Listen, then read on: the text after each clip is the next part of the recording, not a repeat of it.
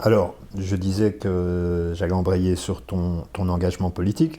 Tu t'es présenté aux élections, donc ici communales en 2012, 2012, oui. ouais, sur les listes du Front de gauche, c'est Front de ça? gauche, oui. Au fédéral en 2014. Alors, première question, c'est dans ces partis d'extrême gauche, de gauche radicale, ça dépend Mhm. comment tu préfères les appeler, j'ai du mal à y voir clair. Quelle est la différence entre le Front de gauche et le PTB, par exemple? Ben, écoute,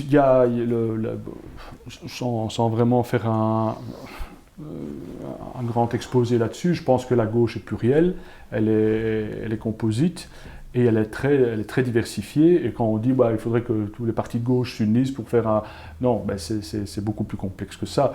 Il y a autant de différences entre la France insoumise et le Parti communiste français, donc la France insoumise de Mélenchon et le Parti communiste français, qu'il y a autant de différences avec le Parti socialiste et le PTB ici en Belgique. Pourquoi ? Et même si, globalement, les différences sont en train de s'estomper, parce que le PTB est en train de jouer le jeu de plus en plus de la participation gouvernementale, même si pour le moment il refuse d'y aller, mais il sort franchement de la rupture communiste avec le capital, et donc il compose avec le capital dans le sens où il joue le jeu de la démocratie représentative, et ça a été finalement ce qu'on a appelé l'aggiornamento des partis communistes au moment un petit peu après 68, enfin déjà dans les années 60, où on voyait évidemment les dérives de l'URSS, les dérives autoritaires, le printemps de Prague, bon, le stalinisme évidemment, qui avait laissé des traces importantes, les goulags, mais aussi ce qui se passait dans les peuples eux-mêmes qui vivaient les sociétés soviétiques, dans l'Union soviétique, et donc ça ne remettait pas en cause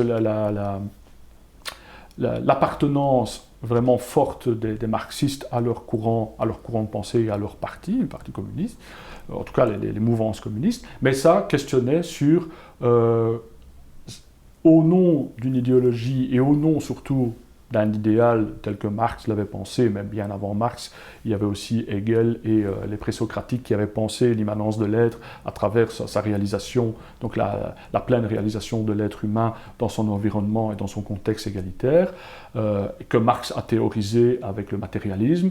Je ne vais pas faire un condensé sur Marx et compagnie, mais pourquoi moi je me considère encore aujourd'hui comme faisant partie de cette famille communiste, critique. Hein, je suis communiste, mais je suis critique aussi de ce qui s'est fait en son nom et de ce qui s'est fait comme horreur en utilisant, en s'agrégeant en tout cas le terme communiste.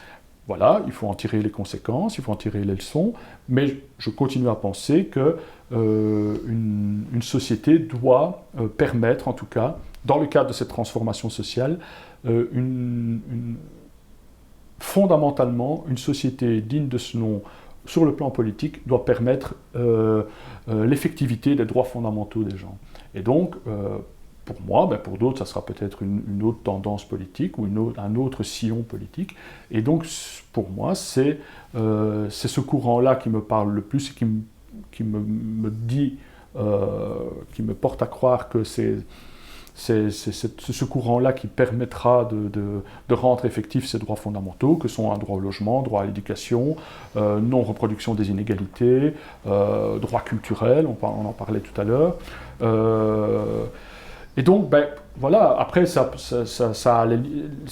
dans le champ, évidemment, de la démocratie représentative. Et donc, c'est un rapport de force avec d'autres partis, avec tout le jeu aujourd'hui médiatico-politique qui se joue, avec évidemment des partis qui ont plus, évidemment, derrière eux des machines communicationnelles énormes et compagnie. Donc c'est de plus en plus difficile, je pense, d'essayer d'avoir un vrai débat politique sensé et dialectique, parce que c'est souvent pollué par des raccourcis, des anathèmes, des petits jeux comme ça. Enfin, moi, quand je vois entre certains partis les intercommunications qui se passent pour salir l'autre.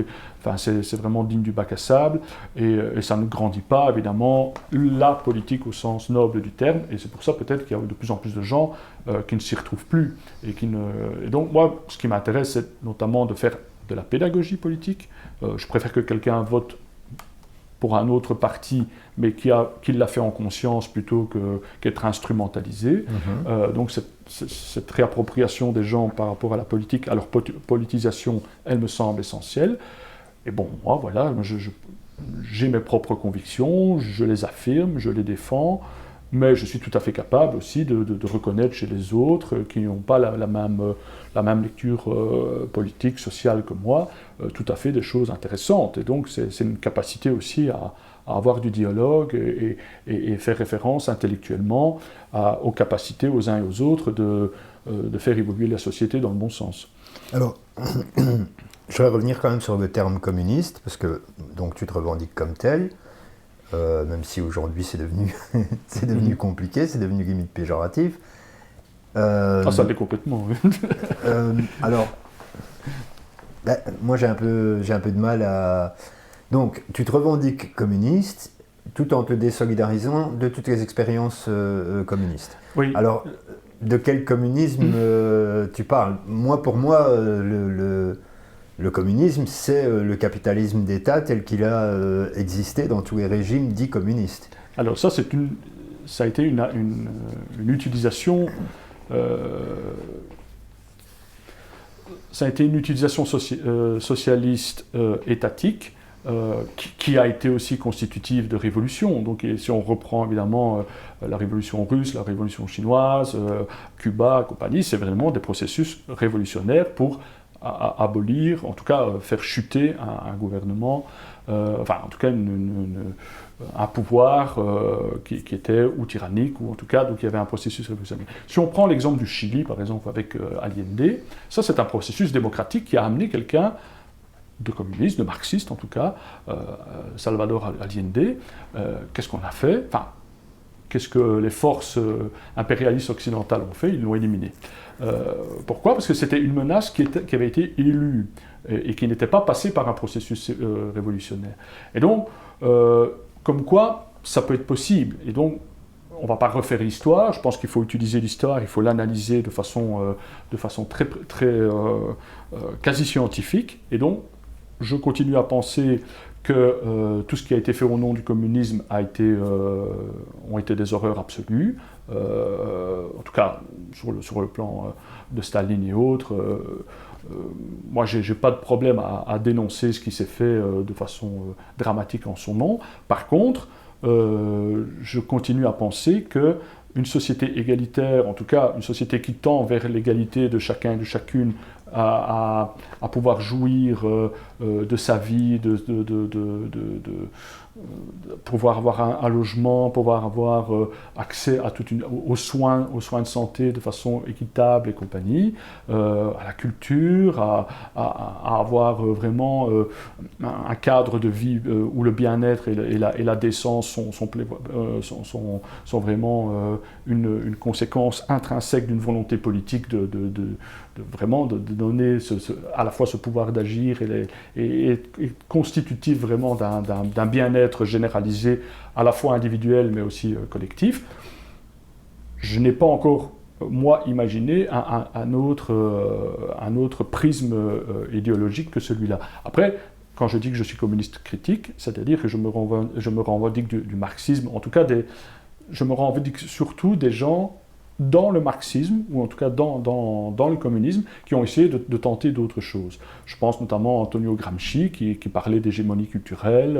Je pense notamment, j'ai parlé d'Althusser tout à l'heure, mais on peut penser à des gens comme Lukács, qui ont essayé de casser un peu les codes de l'orthodoxie marxiste pour essayer d'avoir une réappropriation du communisme, mais plus adaptée et plus en phase avec la société. Donc le problème du communisme, c'est quand il se socle et quand il se fixe, et donc dès que tu fixes dans le pouvoir, quelle que soit l'idéologie, dès que tu fixes les choses, les dérives peuvent arriver. Et donc ce qu'il faut, c'est que ça soit toujours en perpétuel mouvement, en perpétuelle critique et autocritique, Et qu'à un moment donné, les choses peuvent... Et donc, moi, je ne suis pas pour un communisme d'État et certainement pas un communisme triomphant qui va gérer tout seul un État. Je pense que c'est pas bon. Le communisme comme autre. C'est, moi en tant que communiste, j'ai envie de partager le pouvoir avec d'autres, j'ai envie de travailler avec d'autres qui ne sont pas comme moi, qui ne pensent pas de la même manière, mais où on a des interprétations et des lectures du monde un peu différentes, mais pour le bien commun et pour l'aménagement du bien-être de la population. Voilà comment moi je peux me situer. Et après, ben, encore une fois, je suis très critique et je peux... je me méfie d'ailleurs des ismes, hein, donc c'est pas parce que je me revendique communiste que je ne suis pas... que je n'ai pas peur de tous ces ismes, parce que dès qu'il y a isme, il y a une espèce d'identité forte. Non, moi, je me reconnais là-dedans, et je pense que, idéologiquement, oui, je suis plutôt de gauche radicale, mais je peux m'entendre avec un libéral sur des questions très... voilà, d'aménagement du territoire, et me distancer d'un socialiste sur d'autres questions, me rapprocher d'un écologiste sur quelque chose, et être très éloigné, à la limite, d'un autre communiste sur une autre question.